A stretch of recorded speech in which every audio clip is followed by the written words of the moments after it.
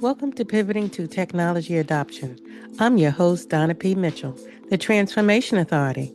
Every week, I sit down with executives, strategists, and innovators to tackle the one problem no one's solving: why 70% of technology transformations fail. Let's pivot.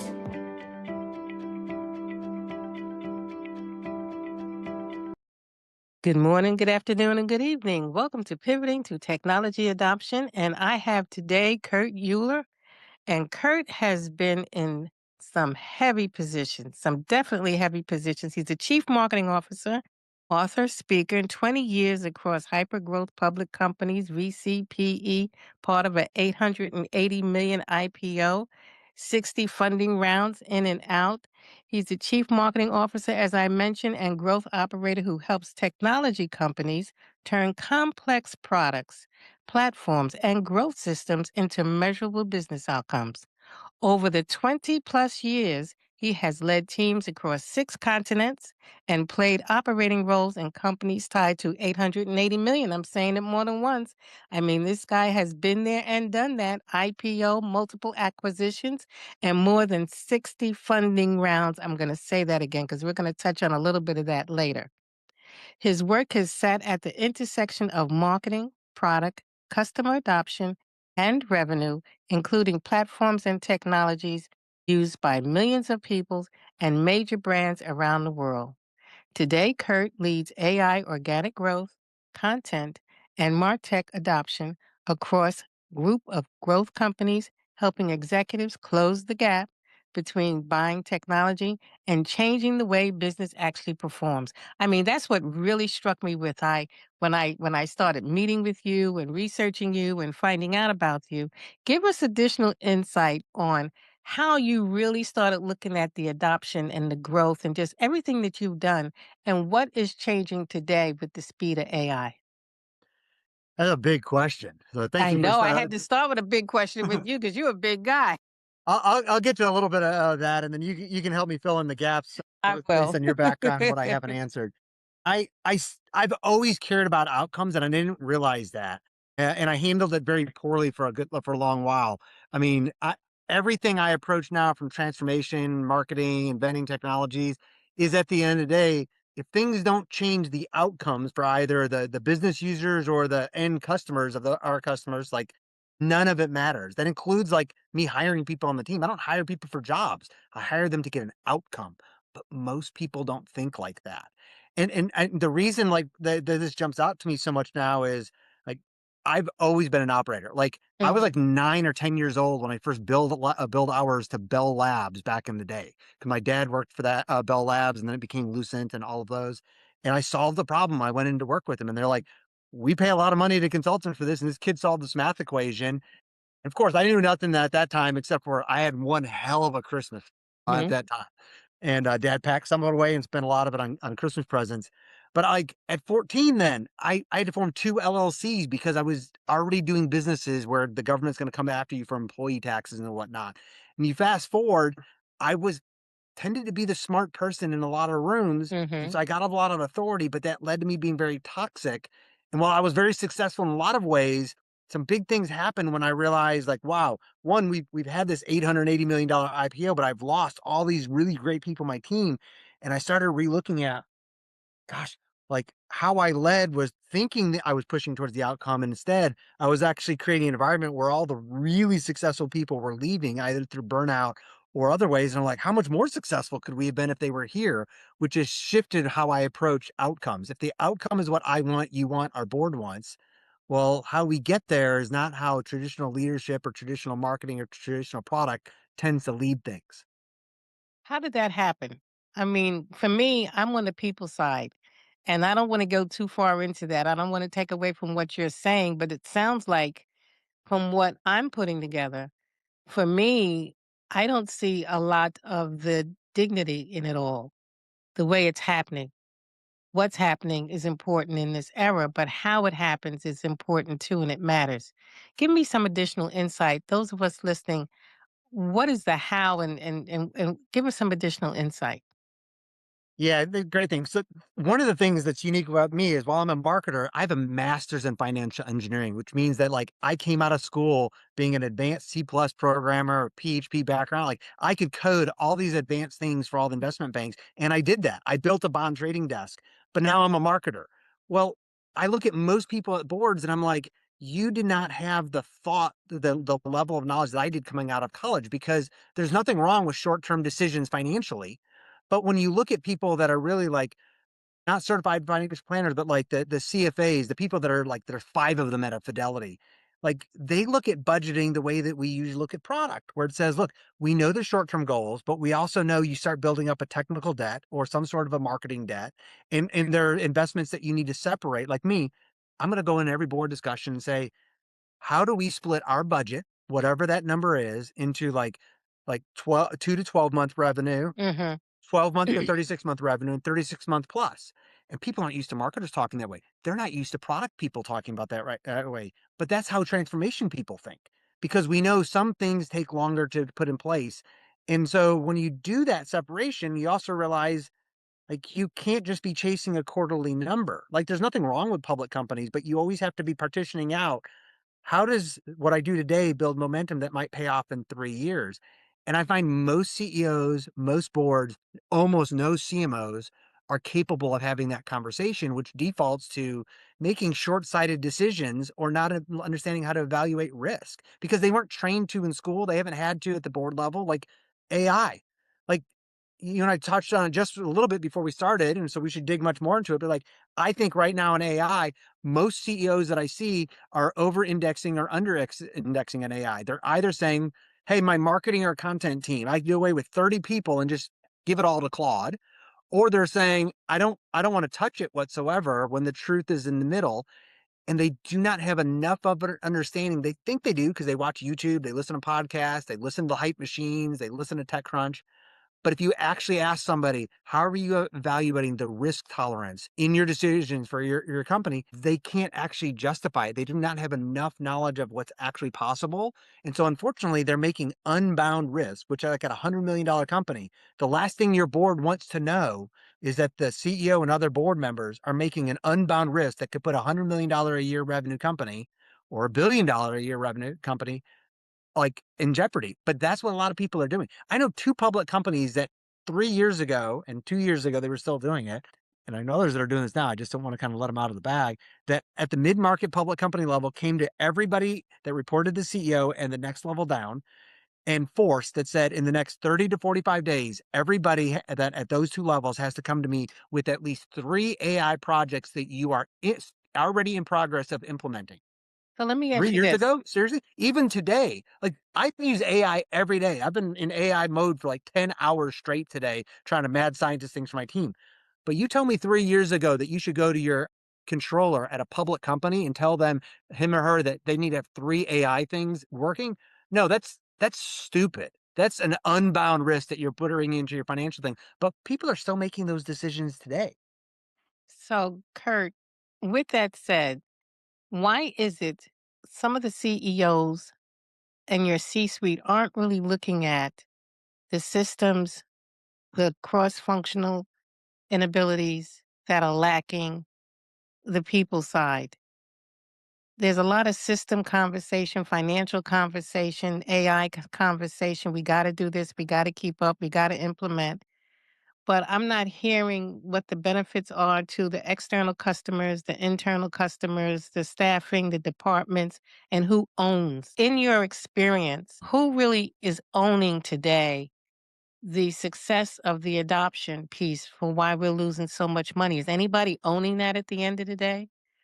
Or is it just Unfortunately, I due feel like or is it at just most due the companies, development nobody that actually owns it. The CEO technically owns it, kind of, but but but it's but not really the ownership that we're used to looking for and making it happen and following the adoption so the workforce is enabled. It's more than just the development and it's implemented and the email comes out and said, yes, it's implemented at 7 a.m.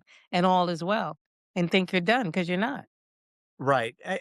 Some of it comes down to I think who's on the board, who's often not on the board that should be.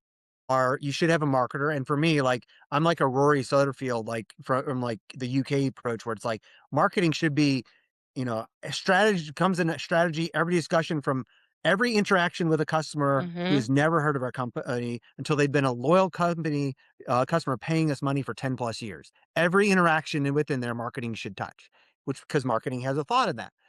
I also feel like you should have a transformation person in there who's not at your company, but who has led major transformations over the eras when we've gone through cloud and SaaS and all these things. And part of those two roles are there is to do what most boards can't do is talk about the expectations of outcomes and not always from a pure attribution perspective, but talk about what outcomes are we expecting and then what led to it. What I love about transfer people like in your role from a transformation perspective is where I tend to approach things from a marketer's perspective. I care about attribution, but most marketers only in most companies, they get to a size and they only care about where they can track an actual dollar. And so you end up with these separate dashboards, all of which, to your point, they can all look green and great and up and to the right, but the companies are losing net revenue because they don't know how to actually look at contribution. Contribution, we'll take it from a marketing and revenue Mhm. generator's perspective. We just lost a $50 million client. Whose fault is it? Well, all the dashboards say it's great. Contribution sits down and says, okay, whose fault was this? It could have been my fault as the CMO that set a bad expectation early on. And then sales actually did the thing that which they usually don't do is they tried pulling back expectations to reality and sold what we actually have. But I set a bad Mhm. expectation. Could also be the sales set a bad expectation. Could also be that customer success and onboarding was horrible. Could also mean that the product failed. Could have been all of those things. Or it could have been the customer left because they went to high school and college and were in a fraternity or sorority with the decision maker at the company that was our competitor they went to. Unless you're willing to sit down and say, look, we're not firing people for this $50 million loss, but we need to have that discussion on major changes of our revenue and be very honest about where you could have caused this, I could have caused this. And as a marketer, I can do primary research to help figure that out. That may not show up on the Yeah, normal that's true. dashboards. Boards aren't, they're not set up usually to handle that. Most C suites, they're not comfortable with a healthy conflict. They just want to say, my numbers say we're good. Well, at the end of the day, these silo dashboards are what are killing companies' growth, How product transformation, or anything like that. so how do we get a lot of the experience, let's say those companies that have had success. You've had the success, you've grown. What are some of the trends that you've seen that work? And then what are some of the elements that you've seen consistently? Because you've seen the patterns and the trends in different Yeah. ways, so many different ways over the decades. Share with us how one can improve and what are some of the things they need to be successful. That's a big question. I want the good, the It bad, and is the a question. And so I there's some specifics I can answer, but there's also some more ethereal ways where it does depend on your organization, both the organization you may have stepped into within the mhm, C-suite mhm. or the organization that you may have helped form. And I say that as one of the biggest things that I've seen that these companies fail at, and we kind of talked about it with the attribution versus contribution, is a lack of real information, regular information on what reality is. And I just say that that could come from contribution the way we talked about, but you can also solve this other ways. I became very successful in my career because I stepped into an organization that was 85 million year, 85 million dollars a year in revenue. They'd raised 800-ish million dollars, maybe 900 million from Philips Electronics primarily. We're kind of a research and development house. And they brought in the former president of Disney theme parks globally. He'd been the CFO of Disney. And he thought it was his retirement gig until he was like, this is a big opportunity. His name was Judson Green. Well, Judson came to me just about 12 months after he had been there, and 10 other people like me that were all individual contributors in key roles because he had seen something at Disney. Disney was a much larger organization. We only had Mhm. about 800 people. And he knew, I'm sure you've seen this, good information flows up, bad information does not. The C suite's making decisions. They have no idea what's actually going on. So he came to me and said, I know this is what happens, and none of the rest of us knew this was going on. We kind of figured it out later, and after a very short amount of time, there was only two of us that had kept the secret. As he said, one, I will help you with your career in ways that you could never pay for or could imagine, but you have to do two things.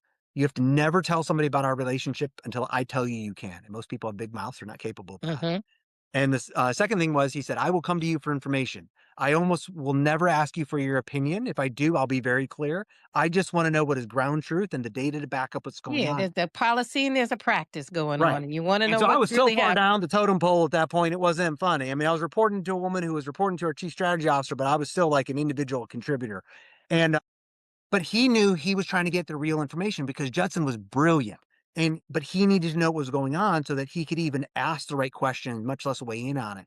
That's the same thing that I see for so many companies right now where like the one of the throughputs I've seen is at these maybe early mid-stage company, mid-market companies, especially public companies, the C-suite has people around them that they are kind of consultants in some way, but they're not full-time employees, and they usually have 2 different people that are weighing into them, and sometimes the rest of the organization doesn't know about it.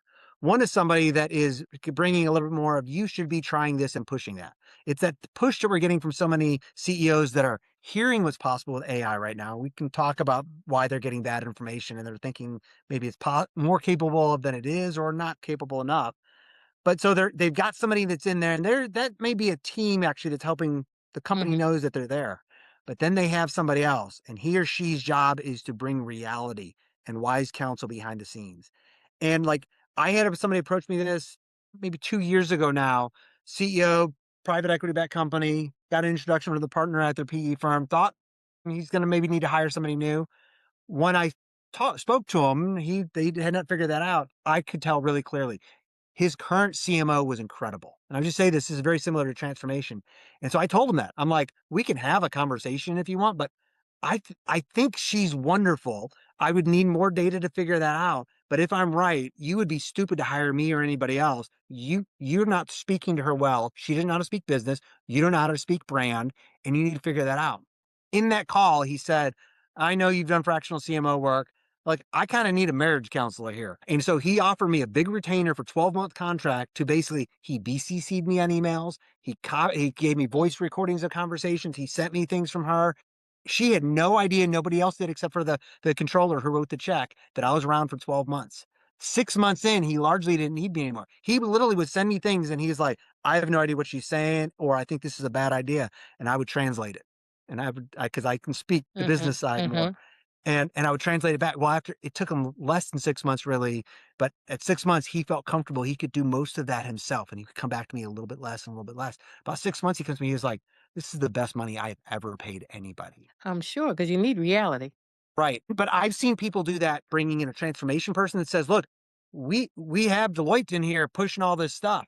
I'm gonna pay you a small retainer because you're gonna tell me what reality is. What's really You're going on. never gonna get projects, you're gonna get other things. You are just going to tell me what reality is and Mhm. give me the questions that I should be asking them."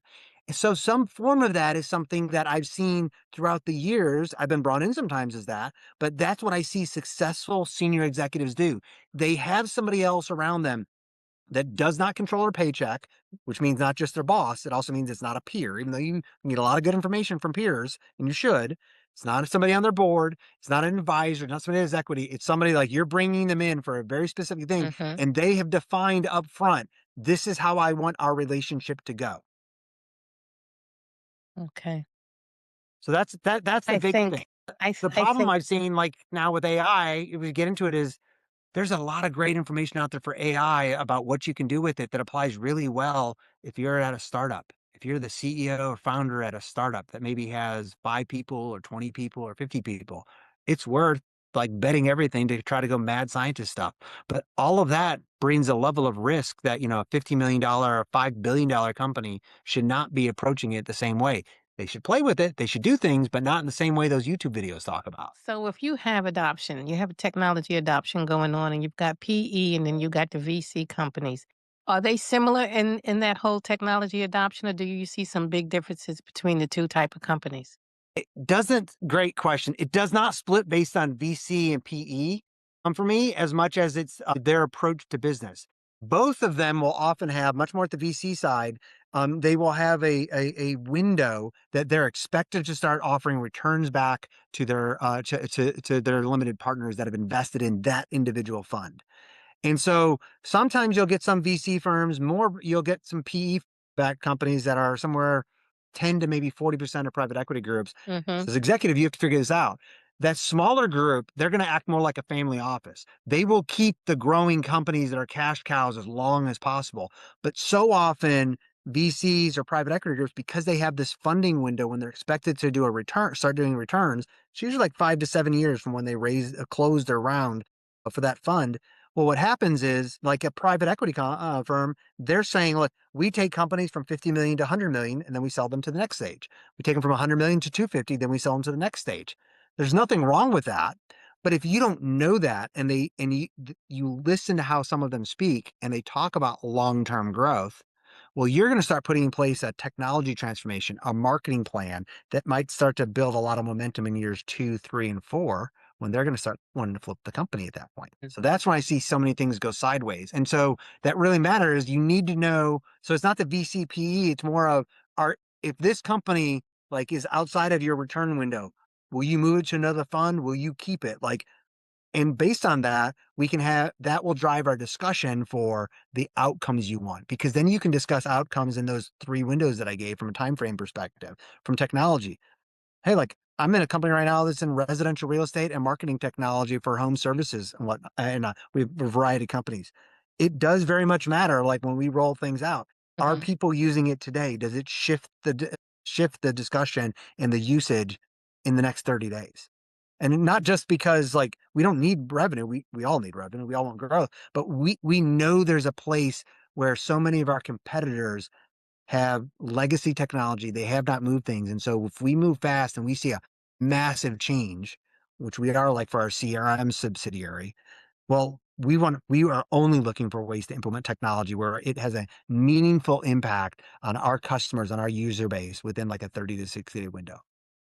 So when you are talking to clients, or you decide to take on a client, or a client decides they need new technology, what are the main points you cover with them so you know you've got a client that's got a viable, successful run on the runway versus someone who does not? I'm sure there's a C suite person sitting here, or a visionary, or somebody wanting to get involved, not sure what to do, and not sure even if they've got the right data or anything to get started. Who knows to go forward and who knows to step back for a minute? You might need to do something else first.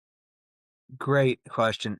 For me, I segment it into kind of two conversations. There's that initial upfront. So separating there, like, what's your runway? But I want to know what's our internal expected return windows within those three timeframes I gave: 2 to 12 months, 12 to 36 month, and 36 month plus.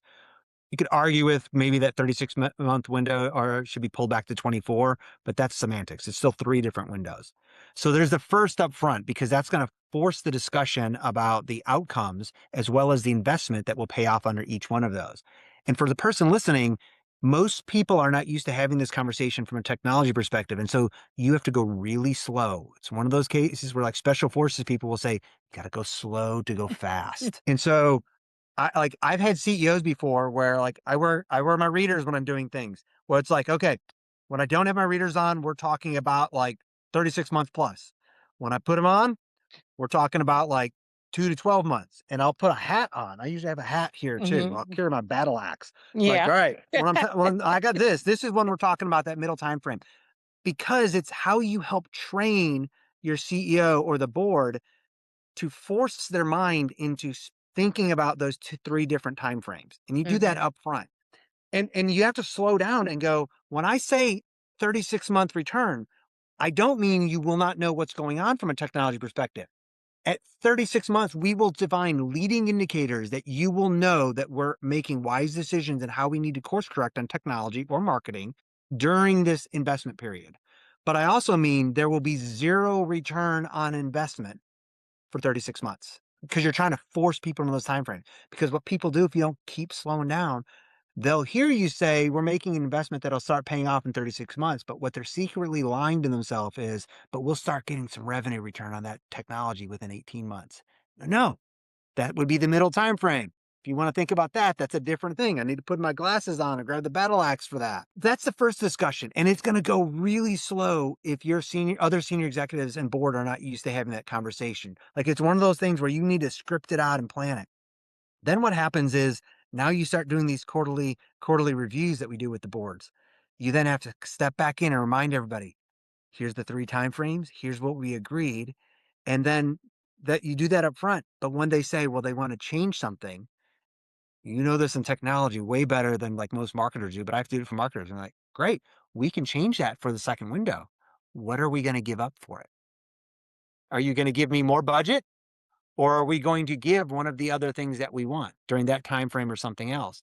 Because we are not trained in American society now to force rank priorities. That's why so many companies, they claim they have a North Star, but what they really have is 5 or to 10 metrics that are all equally important. Well, No. we don't wanna start talking about that because my question is, and I don't hear a lot about the people. I don't hear anything about HR, learning and development. What's happening on the people side with some of your experiences? Are they thinking about them, talking to them, training them, getting insight from them, or they just pretty much bringing the tech folks, the marketing, the product, "This is what we do and how we doing it," send it down, think it's working, it's not really working, and then they lose all this money later on. Is that really what's going on? Because unless you have people inside, and if you have some unions that are still left or not, or you're working in an environment where you don't have any champions, do you have a project manager on board, a change management person on board? Or are they going back to the old days where the one person did everything? You did project management and you did change management. What's going on that piece? What's happening with the people? What do Too you often the people and are then my not next question considered. is, what do you think is gonna happen going forward with all this conversation? We're gonna have jobs, not have jobs, jobs gonna change, it's gonna get decimated. What do you think? Uh, I think there's going to be more jobs and more need for skilled knowledge workers in 10 years than we ever thought we needed in the past. And many people are not trained in what we need right now and will continue to need, which is systems thinking, logic, and critical thinking. Critical thinking is different than like pure logic and how you work through those 3 things are things that AI does not do well, but that many people aren't, and most people I would say are not capable of one, if not all 3 of those, which they should be. So that's where, like, I've got a 7-year-old and a Right. 4-year-old. Like, right now, they understand priorities, which one is more important, and, like, they have to make those choices, and so I think so that's where I think we're going. But to your earlier question about people, too many companies aren't thinking about this right now, and it goes back to the same reason that they can't have the discussions because they haven't been trained or they don't have somebody like you or me on a team that can separate things into these temporal phrases and then force discussions. Like in an hour, we can talk about all 3 of those. We just easily, even myself, I can't change between talking about the 2 to 12-month window and go straight into the next 2 windows. We need to talk about them Yeah, separately, you do. and it's a systems way of thinking, which technology people like you and me tend to think about. And so that's part of it. Because if they're not capable of that, the people side, that's an outcome of they weren't able to think of the short term decisions and how does that impact things. I mean, we're seeing this right now in like AI, where like Amazon, it's come out in the last 45 days from when you and I are recording that Amazon has taken away this internal dashboard they had at the whole company level and at the individual division level. So, like 2 levels down, that was tracking a leaderboard about who is using the most tokens. What do we know as people teams? People will do whatever you compensate them to or track. And so Amazon was forcing both saying you had to be using so many tokens or your job was at risk. And they were giving spot bonuses and this leaderboard, just like attaboy, attagirl, to people that were using the most tokens. So what had happened? It came out that Amazon people had written software to just use as many tokens as possible and push people up to the top of these things. And so like they were spending all this money on GPUs and everything else, and they weren't getting the outcome from it because like you went to a whole bunch of people you were already paying $200,000 to $700,000 a year because good software architects are expensive, and and you said, "I will give you more money if you're using more tokens than he or she is." Well, those people figure out how to game the system. So they've had to take away that whole dashboard. Mhm. And I'm sure they still have it, They're just not making it public within the company now. But it concerns me that the leadership, people teams, the CPOs, the individual division leader, that they ever thought that that was a good idea because they tried looking at it as the technology usage is what going to solve things, as opposed to I care about outcomes. I hire somebody to do social media, let's just say for a company we have within our portfolio. Am I hiring that person? Am I giving them tens of thousands of dollars on a quarterly basis for them to write tweets and write social media posts and take blog posts and repurpose into different content? No, those are things I'm expecting them to do, but I'm hiring them for a business outcome. And so at every level, whether that's social media manager Mhm. or chief architect or a chief product officer, I should be able to, as somebody from the outside, go to them and say, what business outcomes are they giving you money and benefits for? What did they expect from a business outcome perspective? And how do those business outcomes tie to the company's outcomes? So they will usually start to answer tasks that they're doing, jobs to be done, which is not the same thing as the business outcome. So Mhm. that's how we get to this place where people teams can help with it, but people teams have to help by going back to the people that are building the company and say, you say you're hiring a software engineer. What outcomes do you want from them? And then help with that whole interviewing process. And then how do we actually reward people for that? I say that of I'm the weird person that says, like, I put things on my job descriptions and on the company website that says, I want people that thrive in healthy conflict. I want people that have strong opinions, they hold them Mhm. loosely. I want people that like and have a bias towards action. All three things you would see in somebody's actions. Well, what happened? Healthy conflict doesn't feel great all the time. Like when they come back and challenge you and say, you say we're supposed to have strong opinions, but when I came with a really strong differing opinion, you smacked me down on it. You shut me down. So what do I do? So not only one that goes on my job descriptions, it goes on the company website. It comes in at every part of the conversation. And this is where people teams, I need people teams that bring me along and support me in this because so many people in the C-suite don't want to do this. That says, okay, then what happens is when I fail at this or my peers and other leadership fail at things, we need to one, not get our hands smacked, but we need to then be rewarded when we come out publicly to our teams and say, here's where I failed. I do not bring up where my teams have failed at those things, like the three characteristics I mentioned, but I will bring up, here's where Kurt failed at healthy conflict. I've done this at lots of companies because that's when wonderful thing happened. The people that have PTSD from how your company used to be or the other bad companies they worked for, they go, maybe he or she actually believes this thing. They actually want healthy conflict. They want differing opinions. And Mhm. then I do spot bonuses. Some cases it's you confronted me or something, you confronted Donna on something. We have a pool of money where, like, I literally had for this thing, this was back for 3 years before you get like custom cutting boards anywhere. Somebody had to have a strong healthy conflict with a manager, their manager or somebody else's. And then we basically had this service that among other things you could choose, but I would choose and say, that's the only way you would get this huge custom etch family cutting board that would have your family's name engraved on it. But the only way you got that was challenging one of your managers in a strong, healthy conflict way. And it comes back to us and not from you because like we wanted to reward that behavior. Most HR teams and people teams, if I go to you and say, I want to reward people for challenging their Mhm. boss, they'll be like, no, those are the people we get out of here. Like, no, I want to reward that behavior when it's healthy. Let me ask you this before we wind this up. What is it that you want everyone that's listening to really take away with all the experience that you have?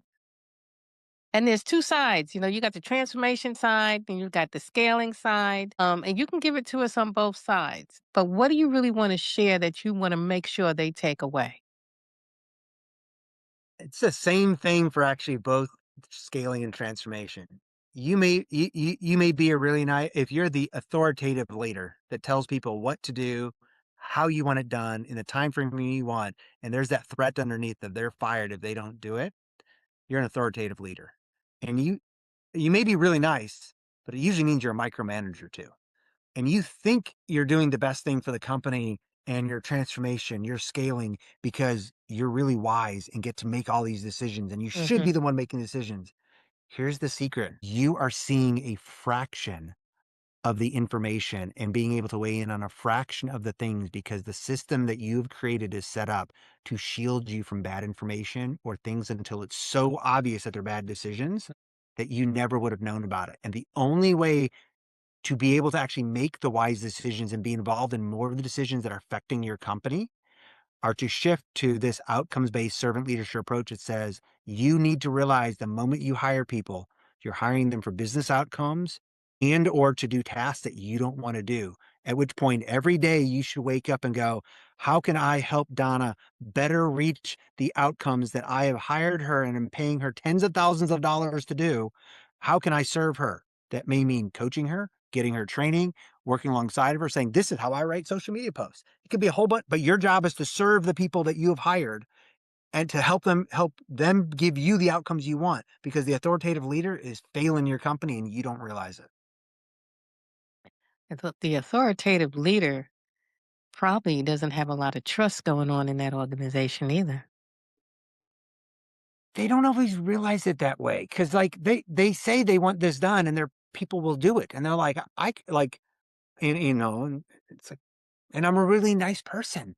So that is what people will tell themselves. My teams like me. I get these 360 reviews and I'm nice. Well, yeah, you pay people thousands of dollars and you give them medical and like feel secure, but and you're nice. But that's different than being trusted. You're trusted when I can come to you and confront you on a way that I think we're going in a wrong direction and I do not have the data to prove it yet, but I know you're comfortable hearing my opinion. So do you think leadership ever thinks about the culture of the organization and balancing the needs between people and the ROI and the systems, processes, and balancing it all? Or is it always the outcomes, the ROI, and the business? Because the Many business is companies still and many people. leaders do think about the people and the culture. What I will also often notice about it is how the CEO and the rest of the C-suite, which includes the people team, how they consider the people team. A lot of my, I'm friends with a lot of people officers, a lot of CHROs, and it's like they don't like it when I say this, but I do not. I think it's toxic when the people team owns culture. I say that because people teams are like the accounting team. I would never expect the finance team to own culture. They're supporting organizations. And I say that in terms of it's just like companies that sometimes say, we have a no asshole policy. You've already screwed up at that point. And so to have a good culture, I have to have a people team that supports me. But it starts with my chief product officer, my CTO, my CEO, my CMO. And the people team comes alongside to say, I see the people you're hiring. I hear what you're wanting to do. How can we better help implement that? Like they're bring in a 15.5, bring in a lattice. Those are great. Problem is Lattice and 15.5, which are huge HR products right now, are primarily selling into the people team. And so you have people teams coming in and forcing a culture change where like we already have people here. We're now trying to change who we're here and how you all interact, as opposed to as the CEO or the CMO, I bring in Lattice and 15.5 and I go to my people team first and I go, here's the problem I'm having. Here's what I'm needing. Mm. Help me with this. And by the way, it's going to be my budget, not yours. You're going to help me implement this out. And like that's how I want my people team to interact. But too often I hear the CEO say, well, like our people team brings culture. No, that like wonderful admins. You all can monitor things and do things in ways that like the rest of the organization can't. But like who do I want on stage talking about culture? I want the product manager. That's a senior product manager that we hired from Verizon that's here because of our people. I want him, and I had this at a public company. Like he was one of my two, and I had a senior product marketer. Those were the two people in this public company that were the leading faces of our culture. HR and me and the rest of the C-suite were helping support them with some of those tools that I mentioned, as opposed to companies being like, well, HR helps kind of like they do happy hours and all the no, like that's not how culture runs. Culture runs like the day-to-day meetings. So how can somebody reach you? My personal website is the best thing. What's your website? Kurt Uhlir, KurtUhlir.com. Any other parting words? You can do this. If you're the authoritative leader, as somebody who was that and changed and was very toxic, you can change, and by all means, you will make more money than you ever imagined if you actually make that transformation. Okay, then. Well, I'm glad you came on Pivoting to Technology Adoption. And I'm sure somebody's going to be reaching out to you because you've got a lot of experience. You gave us a lot of insight. And I'd like to thank you, Kurt Uhlir, for being here. And we're shaping tomorrow together. Well, Thank thank you. you. Thank you for listening to Pivoting to Technology Adoption. If this episode gave you something to think about, subscribe, leave a review, and share it with a colleague who needs to hear it. My new book, Pivoting to Technology Adoption, Mind the Gap, is available now on Amazon. Visit pivotingportal.com to work with me directly. I'm Donna P. Mitchell, the Transformation Authority. Until next time, mind the gap.